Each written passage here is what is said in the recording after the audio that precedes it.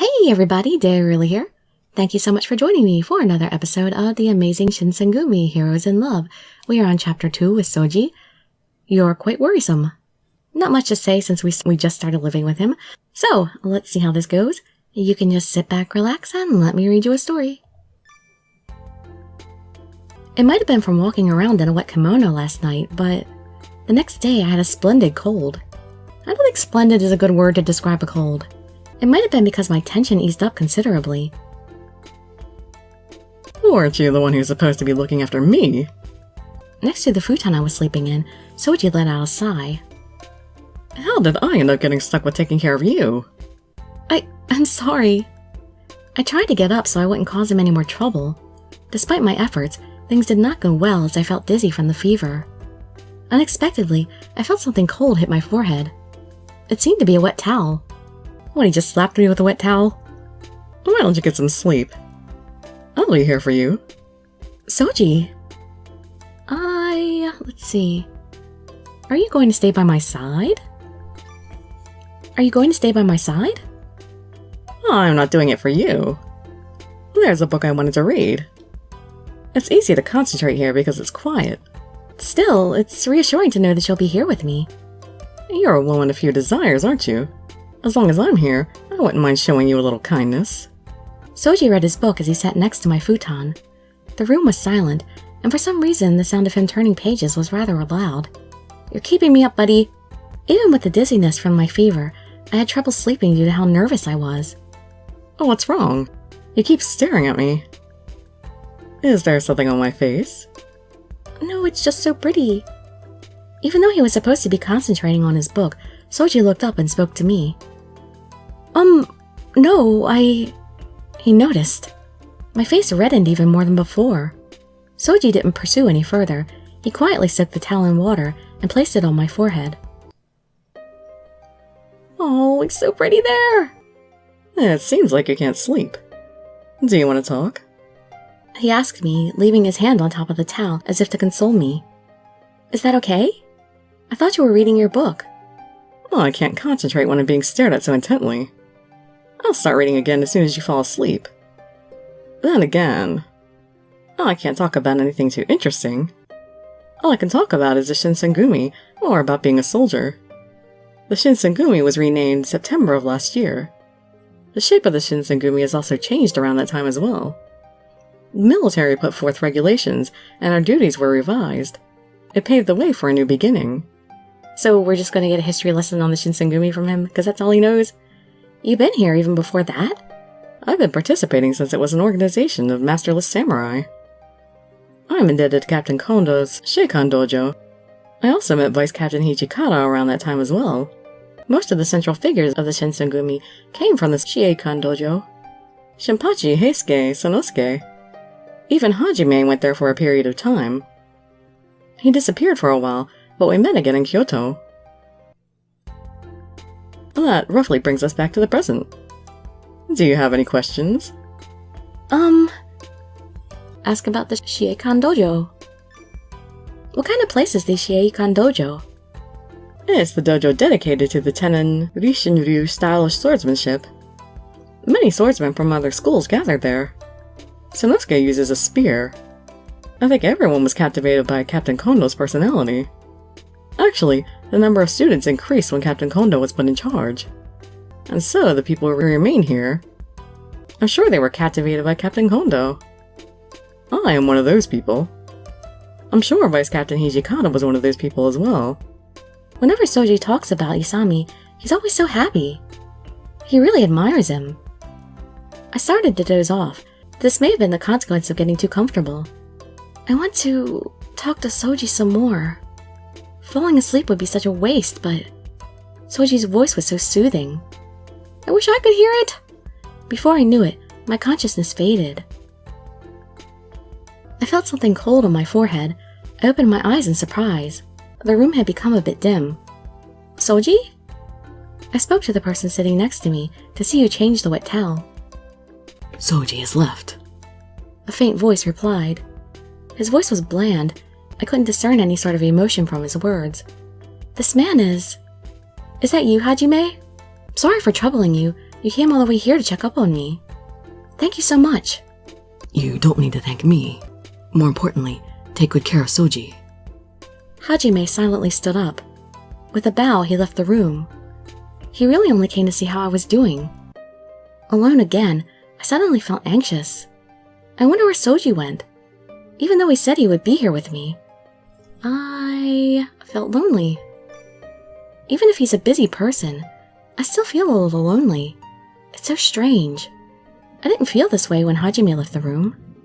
Without Soji here with me, I felt very anxious. And I only just met him! Something must have been wrong with me. If I told that to Soji, I'm sure he'd laugh. Or would he be surprised? As I thought that, the door near the hallway suddenly flew open. With our back facing the setting sun, someone peeked in. What have we here?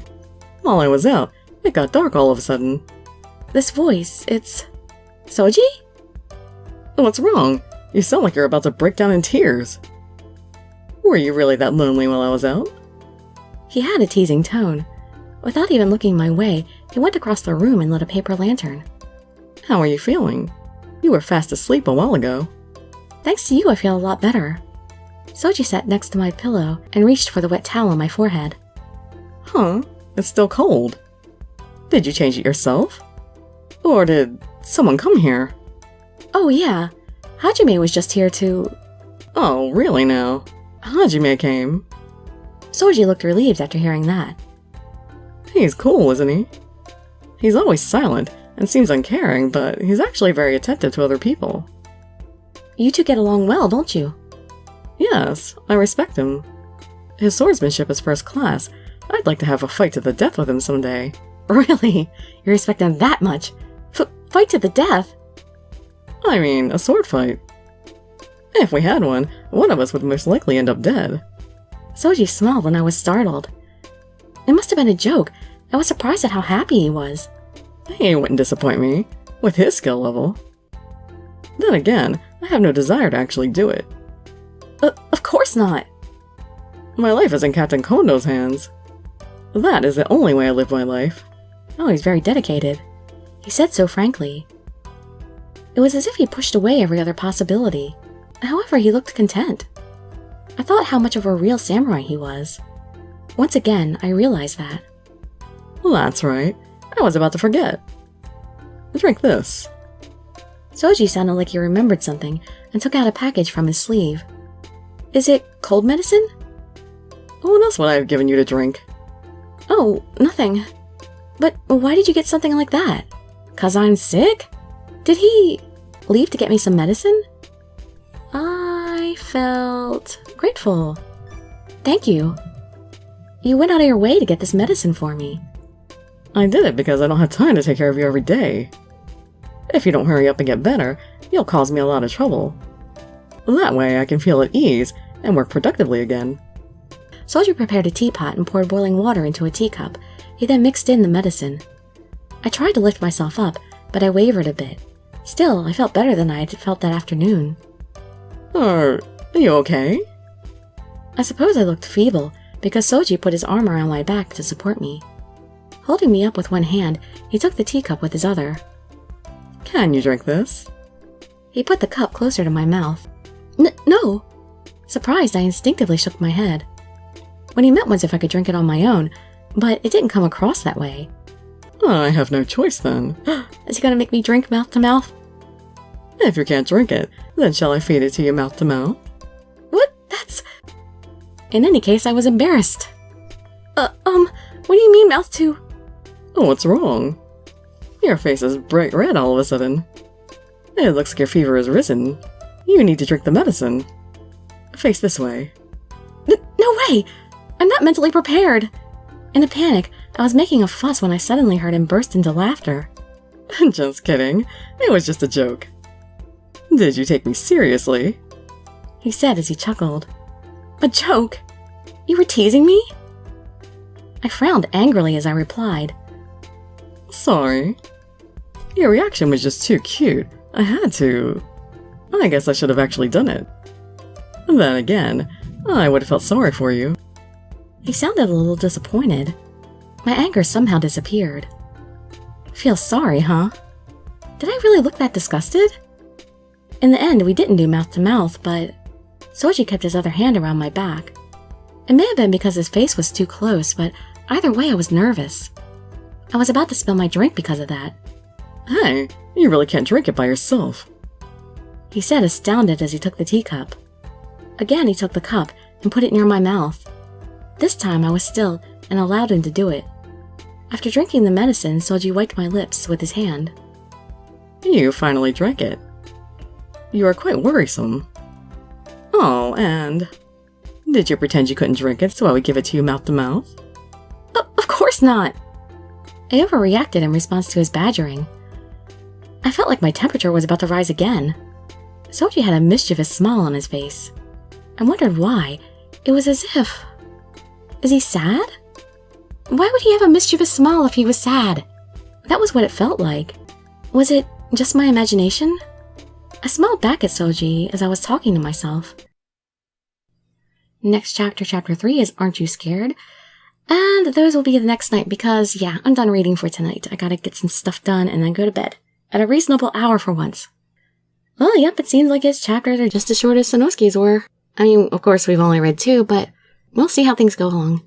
He's already more friendly than I thought he would be. I thought he would be more difficult to get close to and, be more teasing and a little bit mean and harsh. But nope, no tsundere here, just a bit of a tease.